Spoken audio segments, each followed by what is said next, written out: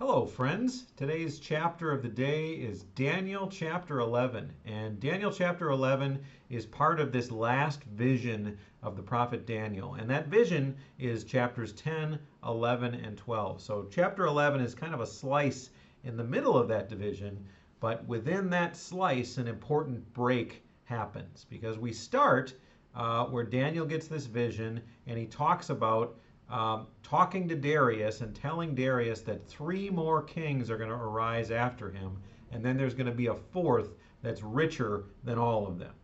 And it goes on from there. And that fourth king is King Xerxes, who you remember from the book of Esther, also known as King Ahasuerus.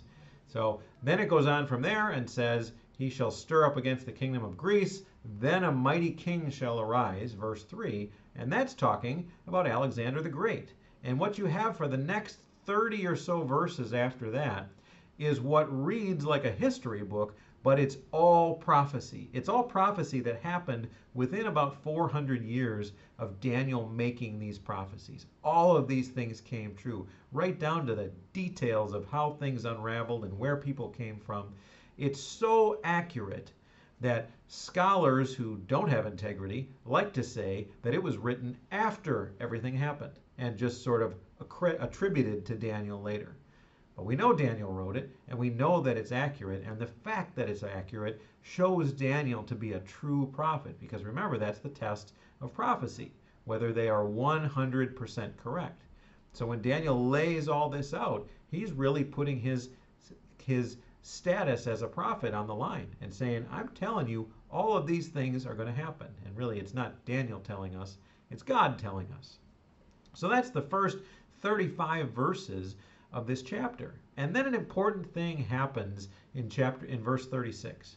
And what happens in 36 is that we switch from talking about human kingdoms. I mean, a lot of Daniel's kind of message is that all these human kingdoms are going to arise, but they're all going to fall because the wickedness within them is going to consume them and bring them down.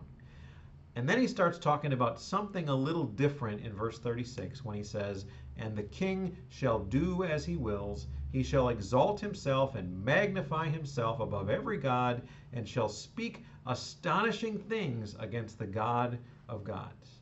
And now what's happening, we know from the context, is he's now talking about the Antichrist and the final kingdom. And verse 45 confirms this, and he shall pitch his palatial tents between the sea and the glorious holy mountain. How does he end up?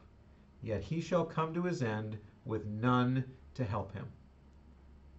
And why is there none to help him? Well, we got to read into a little bit into chapter 12 to see that.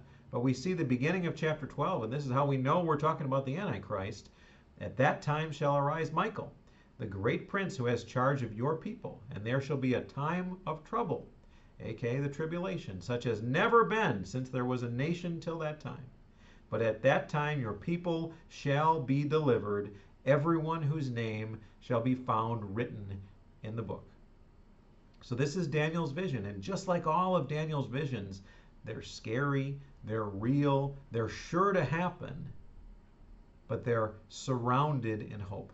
And that's our hope. Yeah, things are going to get scary. All these kings are going to arise. They're going to think they're the richest. They're going to think they can't be defeated. They're going to think they're mighty, so mighty that they can't ever be stopped.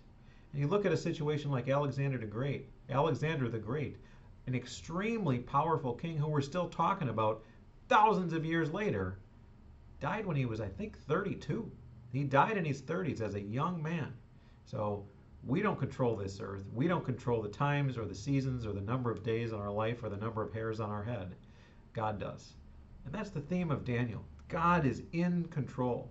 As much as all these kings, stabbed people in the back and murdered and schemed to get where they were, it's all happening according to God's plan.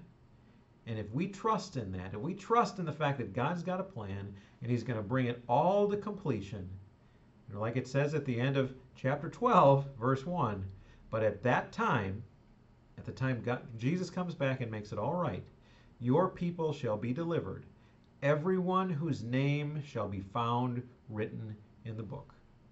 So if your heart's been changed by God, if you have true faith in God, which is faith that comes from him, not from you figuring out or working hard enough. You're safe and you have hope. Doesn't mean hard things aren't going to happen while you're on this earth. But you can trust that God has a plan, that God is moving all of his chess pieces exactly where he wants them, even if we don't quite understand all those moves. And that you can rest your hope on his promises. I hope you've all been blessed by reading Daniel and by reading the rest of the Bible, and I look forward to what else the Old Testament has for us in the weeks to come. God bless.